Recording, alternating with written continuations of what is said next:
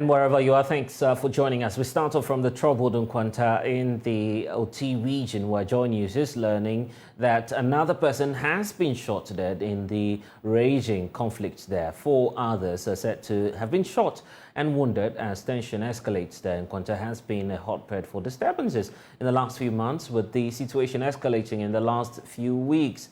A curfew is currently in place in the area, but the violence continues. The fresh hostilities comes just days after the chairperson of the Municipal Security Council, Bright Lenoir, announced plans to tighten security following what he says are fresh twist to the conflict. A few weeks ago, let's say about 2 months ago, there erupted some clashes between ethnic groups, some ethnic groups in and around Nkwanta. And since then, this issue keeps recurring. Issues have taken a new dimension. Originally, it happened or it was happening in the town, but due to the heavy deployment of security to the Nkwanta Township, it has taken a new dimension. Now it's happening at the outskirts of town and in nearby villages and communities.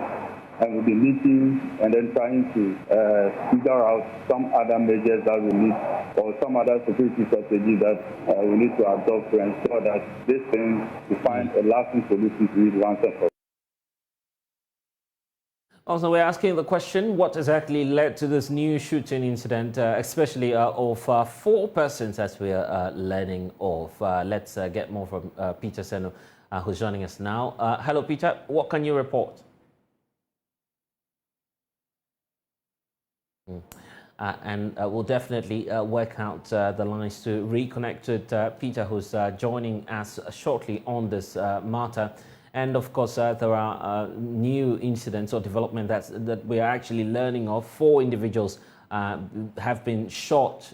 We understand that, of course, there's a lot unfolding on this matter.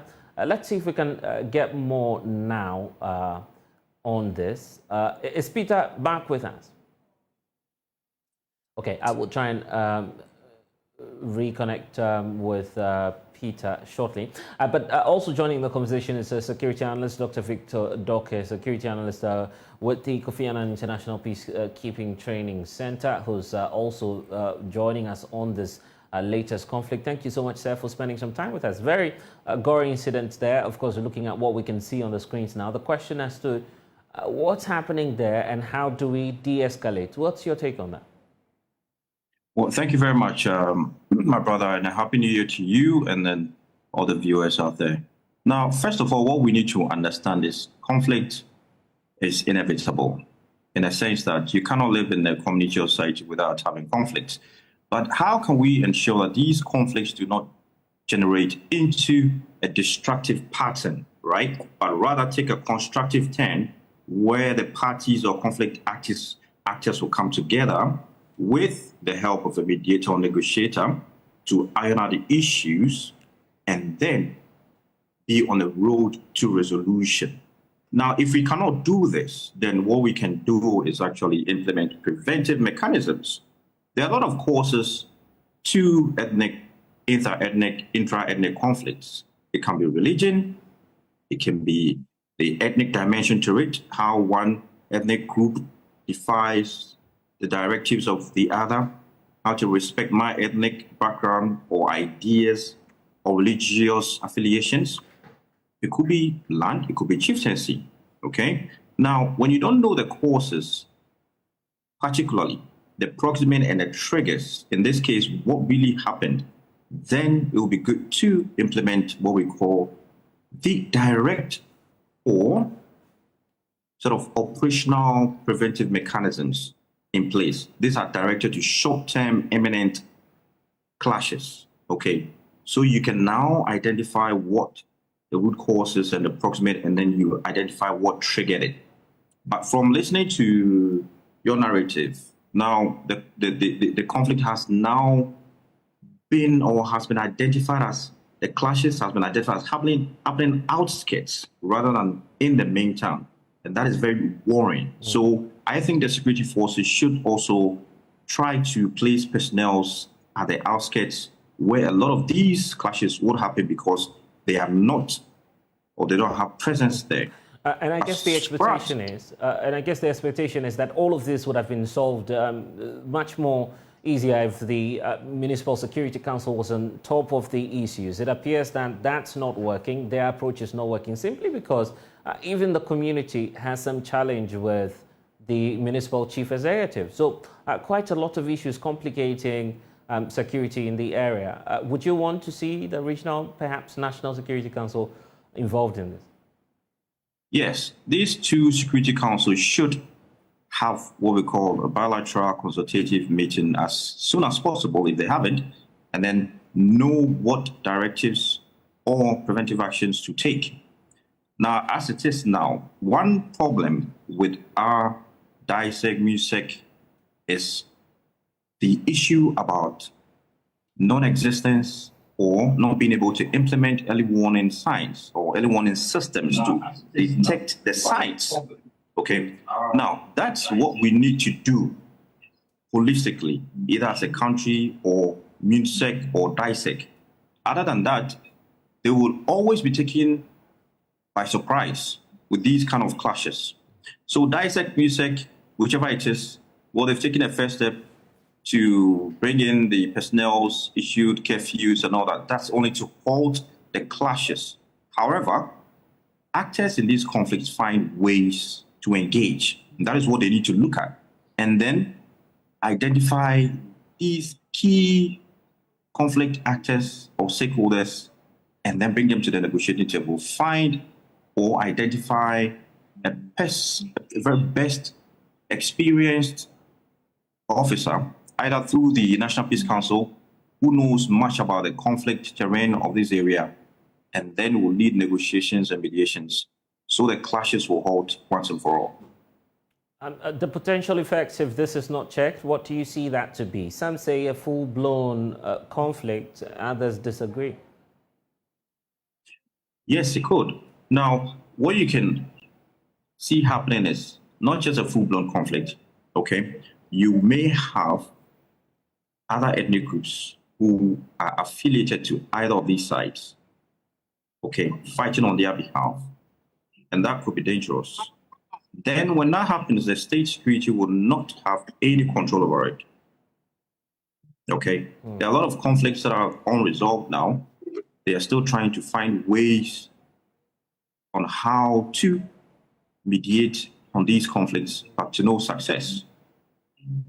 So I think one of the things they need to do is meet as quickly as possible, have a bilateral or multilateral consultative meeting, all security heads, the key stakeholders, the chiefs, the opinion leaders, the youth leaders, the women groups, and then look at how they can bring lasting peace to the area. Well, interesting days ahead, but of course we're looking forward to what might happen in the next few hours in terms of any possible declaration from the Municipal Security Council. But if there's a word of caution perhaps to those who are watching us within the area now, how do people keep their personal safety in these very, very dangerous times? Well, the question is directed to me, right? Yes. Okay, so with regards to that, now what they can do is now you need to volunteer information as to who is leading the attacks that they're experiencing there. That's the only way that will help the town itself, the security, the intelligence personnel to arrest these persons. Other than that, then it means the police will have to do everything by themselves. They may find it very challenging, but they need to involve the chiefs, especially in those areas. Get the youth leaders, because the youth know the terrain of the area. And most importantly, get to identify those civil society organizations, field-based organizations there, if there are any. They also know the terrain.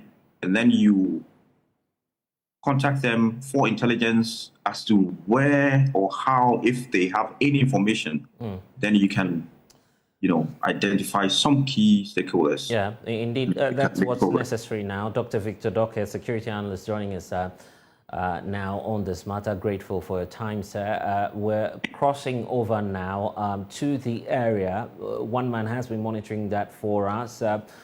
of Brimpong Owusu, who's on the ground now, and also just tell us about the latest incident that we're just hearing of, 4 other people being shot, and adding to the escalation within the area. What can you report as to what exactly may have led to this new shooting incident that we're learning of?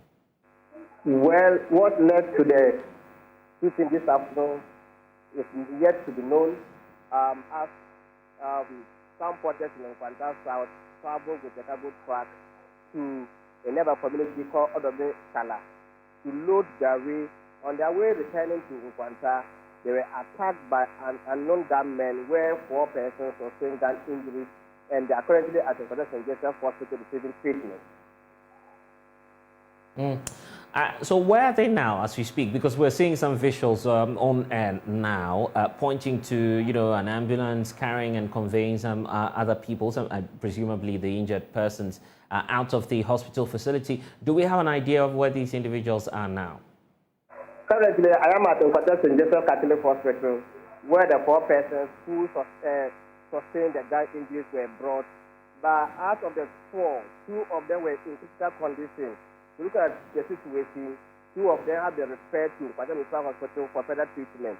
So currently, 2 are still on admission at the Nkwanta South Hospital, where 2 of them have been sent to the Nkwanta Hospital for further treatment.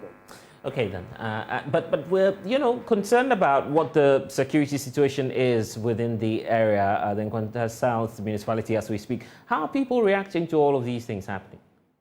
It came as a shock for residents in the Nkwanta South, despite the imposition of curfew since 21st November, where this incident happened between the 3 ethnic groups. So with the hope that with the presence of the security, they were going to see a possible return of calm or peace in the area. So it was a shock to residents in the area for these persons to attack porters who were on their way to load or maybe carry a foodstuff from the community to the municipal capital, where these people were attacked. In fact, indeed, when we got to the police station, you can see scores of persons all over the area, and they were lamenting about the current phenomenon that is currently happening, because the area for the past month has not been peace due to the conflict between the 3 ethnic groups.